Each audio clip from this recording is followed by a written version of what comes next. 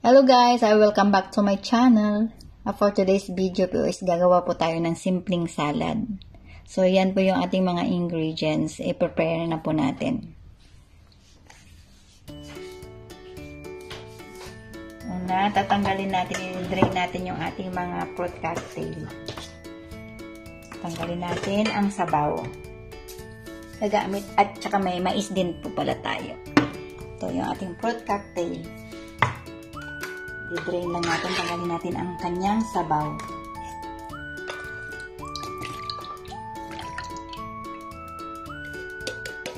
May tatlong lata po tayo ng fruit cocktail. Sabi yung ating plastic dito pa ako. May plastic kaya ako dito kanina. Hindi, nilagay ito. Sabi natin sa isang plastic na ating pinagtanggalan na mga lata. Para sabay-sabay natin itapon.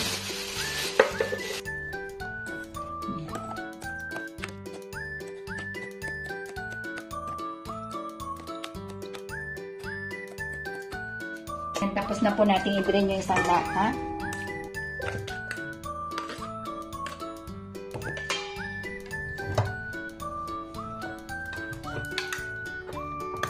Bango?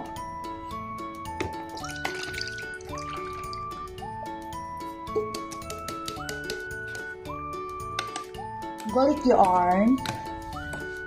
Hindi na kami tumalit. Kailan po natin ng mga 1 to 2 minutes para matanggal po yung syrup niya.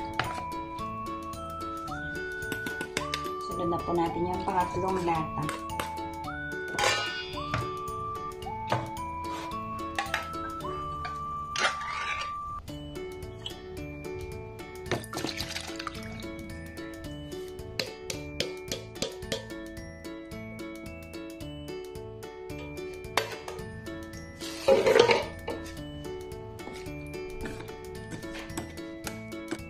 Habang dinidrain po natin, buksan din po natin yung ating mais.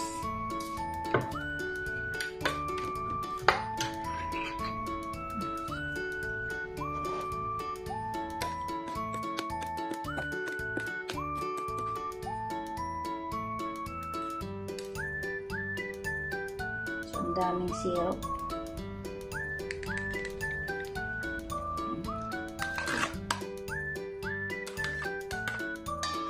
Generate po natin yung ating mais.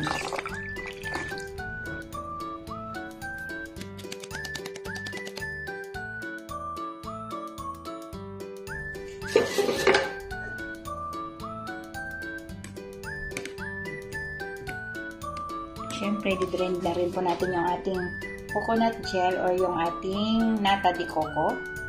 Then, meron din po tayong kaong. Yan. So, kailangan ko po ng rescue from Mother Dear. Dahil hindi ko po mabuksan ang ating mga nakalagay sa bote. Tanan! Ay na, nagimaran. Sapay. Ay na, taimam ah.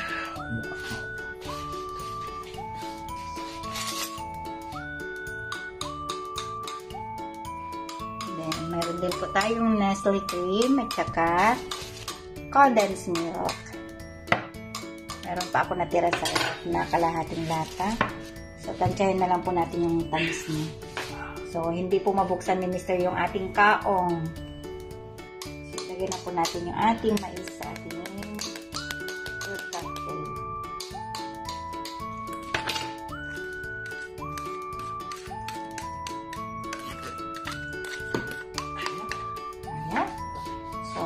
Atin na po munang itapon yung ating syrup sa kitchen. So, ito po, simulan po natin yung ating kaong. I-drain natin. Mamula-mula yung ating kaong. Wala kasing puti. Ayun. Look.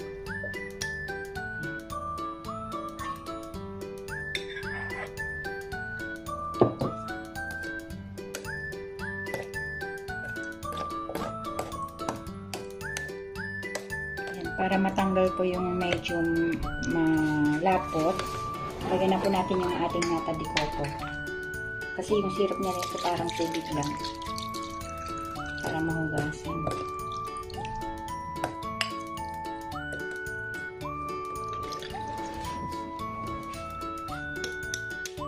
Pasko na!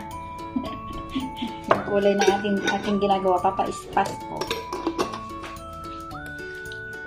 Parang Christmas. Drain lang po natin maigi.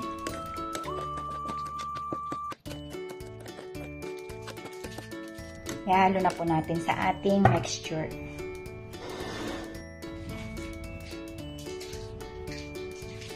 Yan, at ihalo na po natin yung ating nata at kaong. Then, lagay na po natin yung ating gatas. May isang lata tayong condensed milk.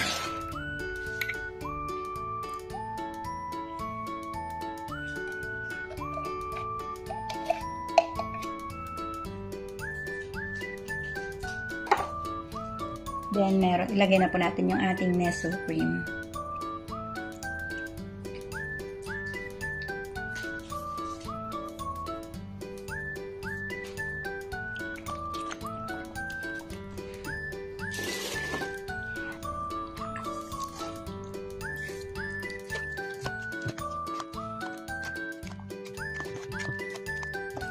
Pwede rin natin lagyan to ng queso, yung ating cheddar cheese.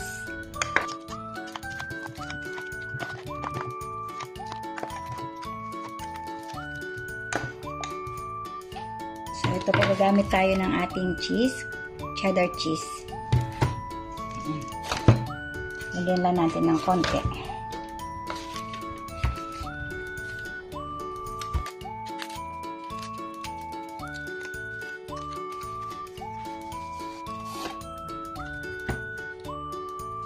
Kulang tayo ng konti.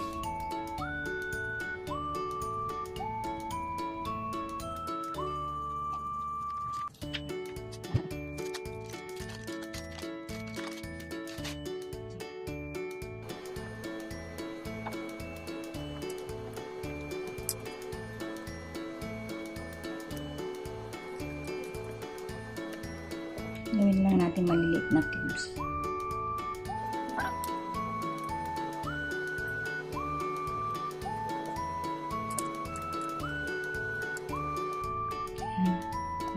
Nalagay na po natin lahat yung ating cheese na na-slice. Then, set aside natin ito. Haluin natin ulit. And then, pwede na po natin ilagay sa fridge para lumamig. Ito na po yung ating fruit salad. Tingnan natin.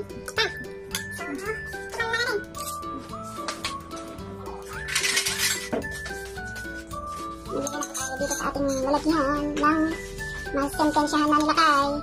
Hindi pa siya malamig pero pwede na. Halika na pa. Unang subo para sa iyo, mahal ko. Tamis? Ang sarap. Tamis? Okay lang. Tama lang. Isang gatas lang nilagay ko. Nakakam na pa. Hot.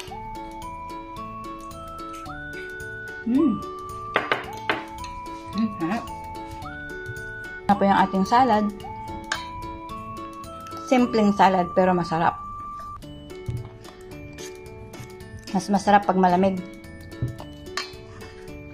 Lagyan na po natin sa lalagyan.